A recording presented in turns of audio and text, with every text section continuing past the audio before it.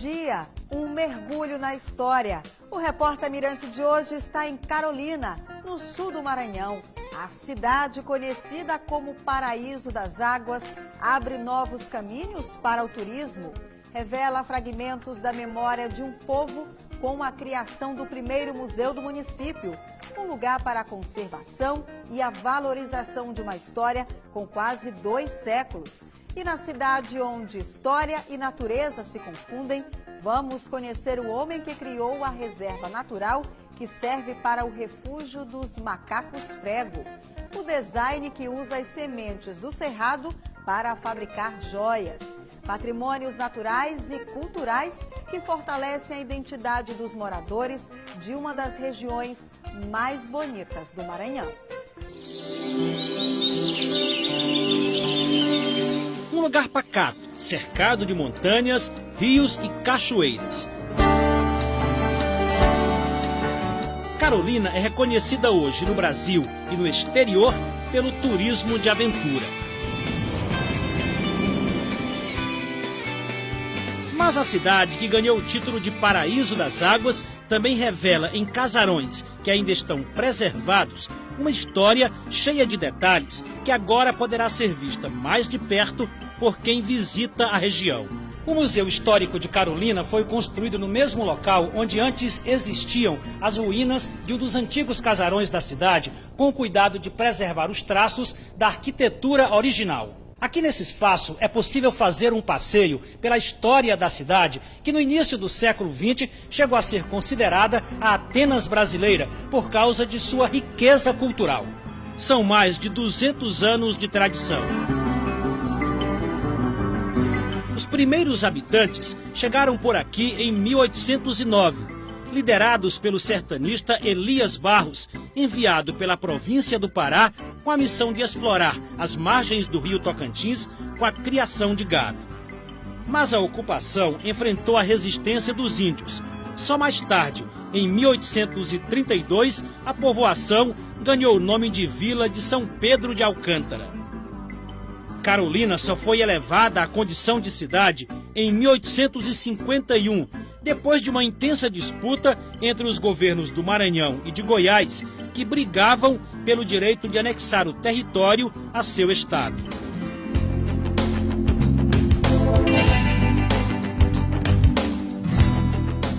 O nome da cidade não tem nada a ver com a Carolina dos Estados Unidos, como muita gente pensa.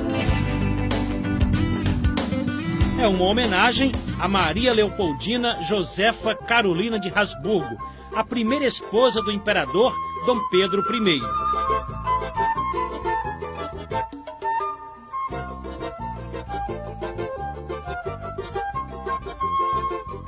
Os primeiros anos da história estão revelados em documentos, fotografias e peças doadas pela comunidade e que agora fazem parte do acervo do museu.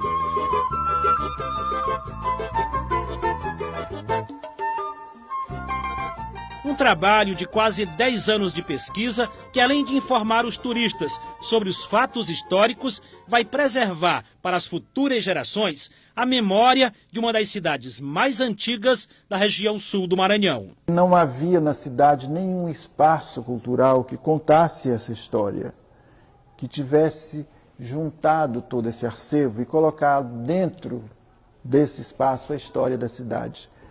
Como também percebia que não havia um arquivo público.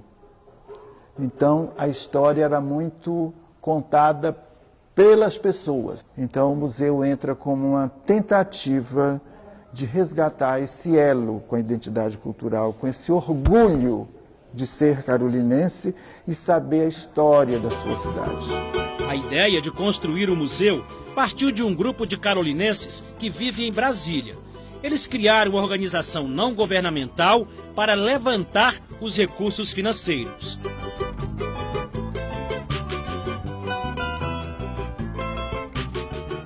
Tom Maranhão, que é filho de Carolina, foi um dos que lutaram para que o museu se tornasse uma realidade. Quando nós fizemos uma espécie de estudo para saber que assuntos seriam contemplados ou mostrados no futuro Museu Histórico de Carolina, nós nos deparamos com a coincidência de que todos esses assuntos estariam contemplados no jornal à tarde. E o resultado da pesquisa pode ser visto nos registros da economia, da arte, da literatura e da música entre os séculos XIX e XX, como este recibo da venda de um escravo por um dos coronéis da região.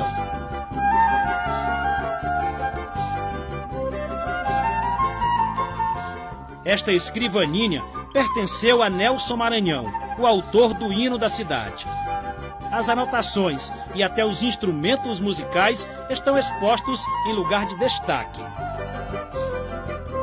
Carolina foi também berço de poetas e escritores. Esta máquina de escrever pertenceu a Genésio Maranhão, jornalista e escritor renomado da cidade. A prensa em ferro fundido de 1914 é uma relíquia. Aqui foi impresso o Tocantins, primeiro jornal de Carolina. Porém, o jornal mais famoso foi o periódico A Tarde, que circulou entre os anos de 1925 e 1964. Os exemplares expostos no museu contam detalhes da política e da economia local, num período em que Carolina era uma das cidades mais prósperas do Maranhão. A biblioteca particular do professor José Queiroz, um dos primeiros educadores do sertão maranhense, foi doado pela família dele. Nos livros amarelados pela ação do tempo, o professor preparava as aulas. Para o diretor do museu, o carolinense Hélio Ney Noleto, filho de família tradicional, o acervo é uma oportunidade de manter viva a memória de um povo.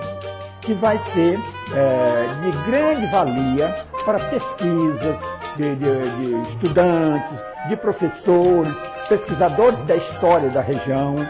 Então, esse museu vai ser uma base para estas pessoas virem aqui e se enriquecerem com essa história. Documentos, fotografias, relíquias, fragmentos de uma história guardada para sempre no Museu de Carolina.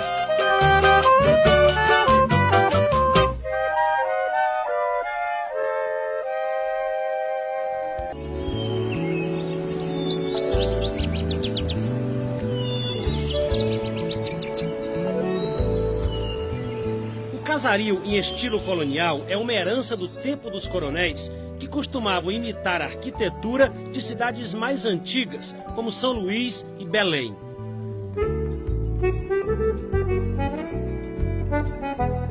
Este casarão foi construído no fim do século XIX com paredes de adobe, uma espécie de tijolo feito de barro, areia e palha.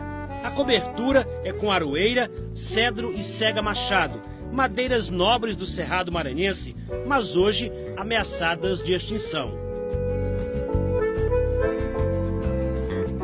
Aqui foi moradia de uma família tradicional de Carolina, mas também funcionou como cadeia pública e hospital.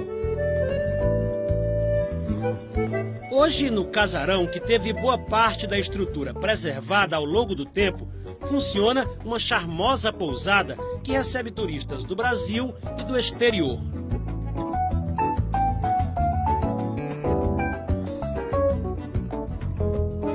Cíntia é tataraneta dos primeiros donos do imóvel. A ideia de preservar o casarão sempre foi um sonho da família. Meu pai aliou a vontade de manter o casarão, conservado e trazer uma utilidade para ele, e que seria receber as pessoas, que é uma coisa que a gente particularmente gosta muito. A decoração da pousada é bem no estilo retrô. Peças de porcelana, ferro de engomar, baús e antigos oratórios.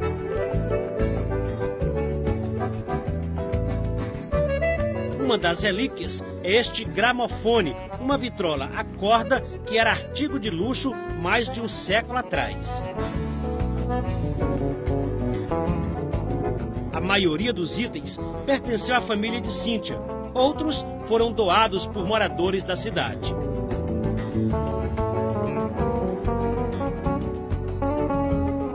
A pousada acabou se tornando um atrativo a mais para o turismo na região sul do estado. O cliente, quando ele chega aqui, ele está buscando conhecer, vivenciar, sentir, experimentar a cultura da região, né? A gente acredita que quando a pessoa viaja, o turista, ele vai atrás de novas experiências, né? Então, aqui ele sente um pouco disso e remete um pouco à casa da avó, né? Até você, que lembra muito a casa da minha avó.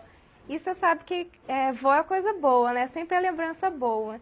Então, com isso, eu acho que a gente tem conseguido atrair bastante visitantes. Carolina também fez parte de um dos capítulos marcantes da história política do Brasil.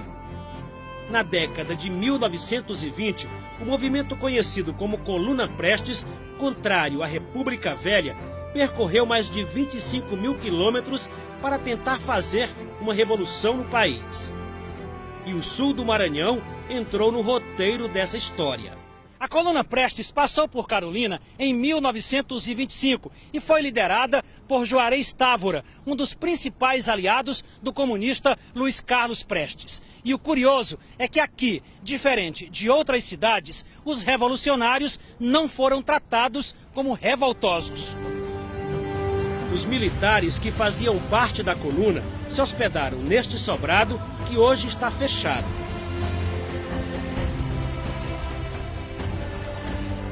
Segundo o diretor do Museu de Carolina, os revolucionários foram recebidos por autoridades da cidade e até fizeram um acordo com os comerciantes.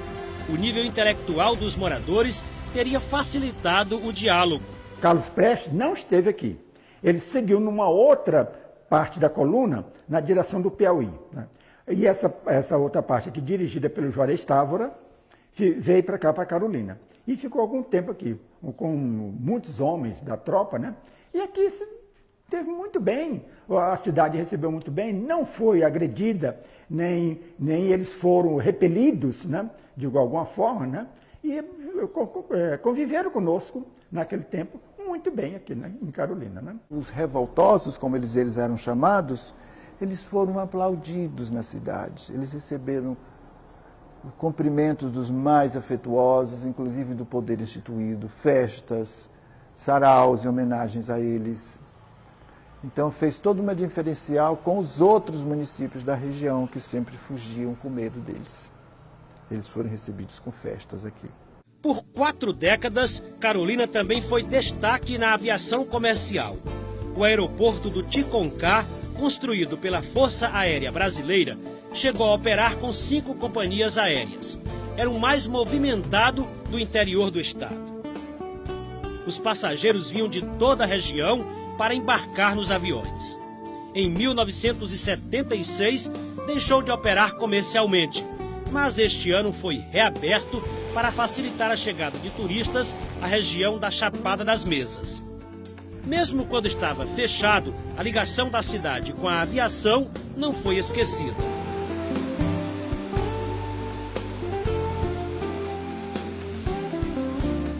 Essa oficina de manutenção de aviões tem clientes no Brasil inteiro e foi aqui que encontramos Roberto Sodré, que quando não está trabalhando como auxiliar de mecânico, cultiva outra paixão, a construção de miniaturas. E a relação dele com a aviação não é de hoje. Desde criança, né? Meu pai era funcionário do aeroporto aqui, na época que ainda era destacamento da aeronáutica. E a gente morava numa casa que ficava bem em frente ao estacionamento do pátio dos aviões. E aí eu pequeno comecei a ver esses aviões. Meu pai fazia aviões pequenos de Buriti para mim também, né? Na época. Roberto usa talos de Buriti para dar forma aos pequenos aviões. Um trabalho tão rico em detalhes que ele foi convidado para construir as miniaturas dos aviões que fazem parte da história do aeroporto de Carolina e que serão expostas no museu da cidade. Fui desenvolvendo, fui estudando. Hoje, para fazer um avião desse, eu preciso de uma pesquisa de internet, da planta dos aviões, pintura.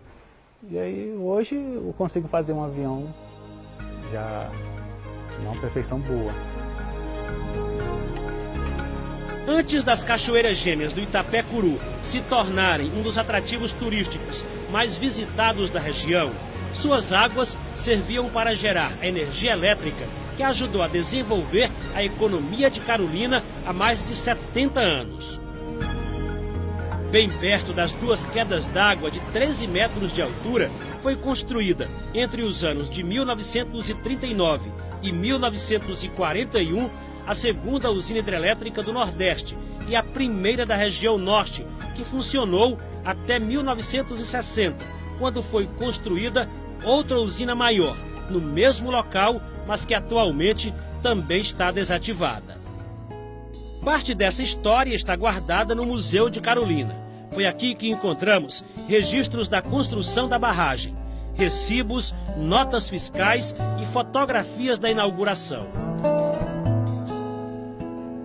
Newton Carvalho, que não tinha formação em engenharia, foi quem idealizou o projeto. Ele arrecadou 340 contos de réis com 8 sócios para iniciar a obra, mas precisou fazer um empréstimo de mais 140 contos para concluir o serviço. A pesquisa feita pelo museu revelou que tudo isso foi muito mais do que um feito histórico. Isso é um marco, é um divisor de águas na história de Carolina. Construir uma hidrelétrica numa região distante dos meios de comunicação. Não havia estradas aqui que ligavam a São Luís a Belém. Era uma coisa meio perdida no meio do cerrado. E Newton Carvalho entra com esse projeto visionário de construir hidrelétrica aqui, aproveitando as duas cachoeiras do rio Itapecuru, a força das cachoeiras do rio Itapecuruzinho.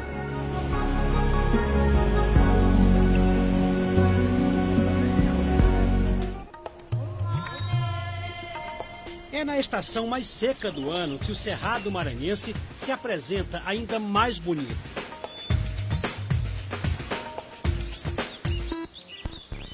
As flores do ipê e de outras espécies desabrocham para enfeitar a paisagem árida.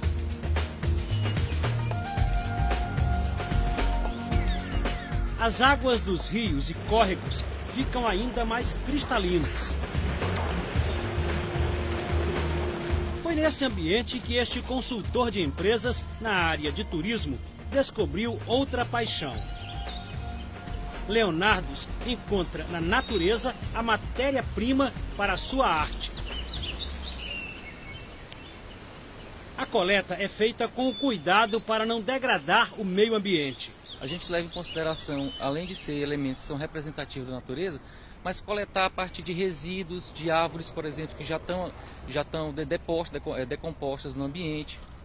Quando a gente vai coletar sementes, por exemplo, a gente não quebra os galhos da semente ou derruba as espécies de flora. A gente faz a coleta da semente ou diretamente na árvore quando está madura ou então no chão. No ateliê, as sementes, o capim dourado e outras riquezas do cerrado são colocados dentro de uma resina transparente e se transformam em biojoias.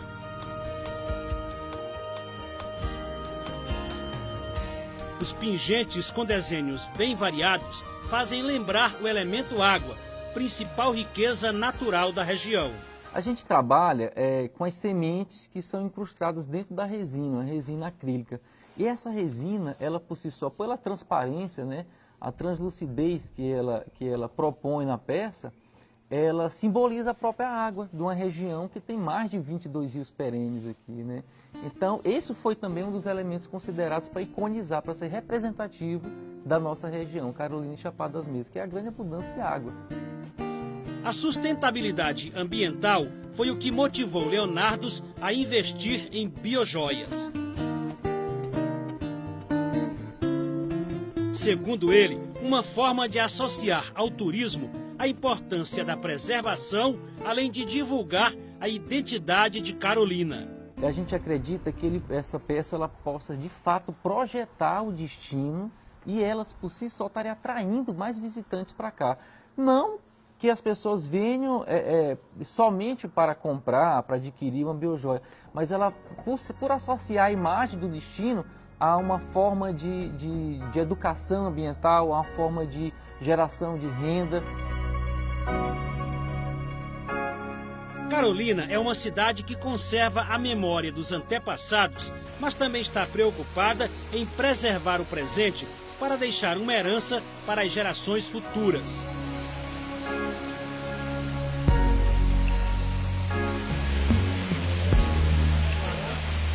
A região tem um dos ecossistemas mais ricos do país.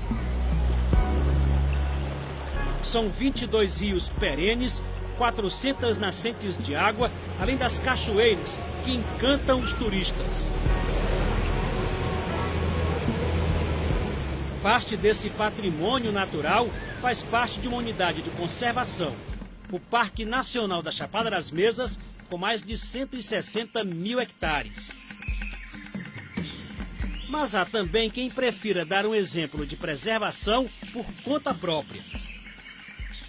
Esta é uma RPPN, Reserva Particular do Patrimônio Natural.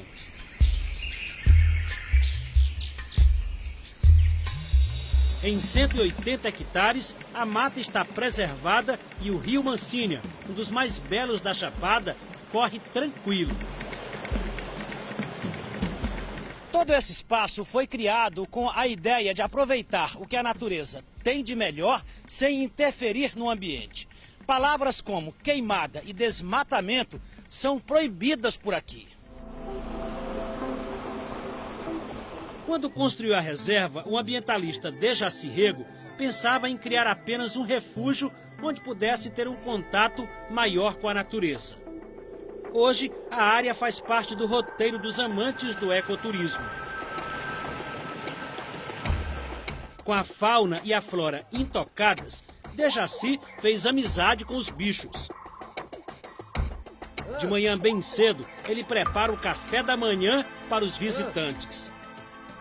Um banquete com muitas frutas. Depois é só tocar o sino e aguardar. Os convidados vão chegando aos poucos, um bando de mais de 20 macacos prego.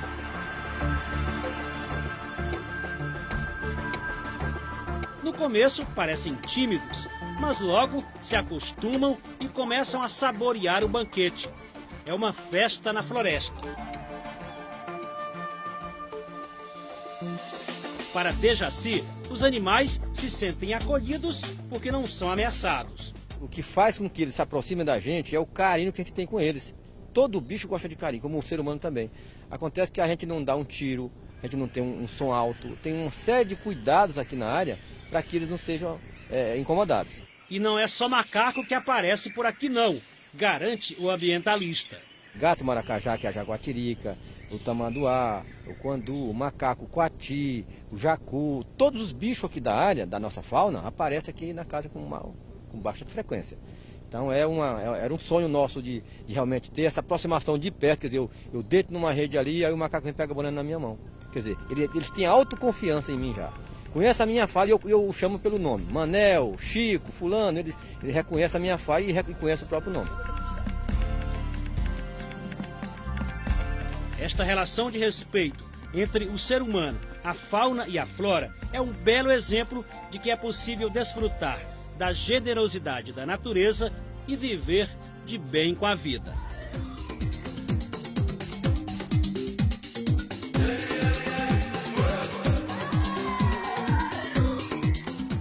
A nossa viagem pelas histórias e curiosidades de Carolina, no sul do Maranhão, termina aqui. O programa de hoje vai estar disponível daqui a pouquinho no G1 Maranhão.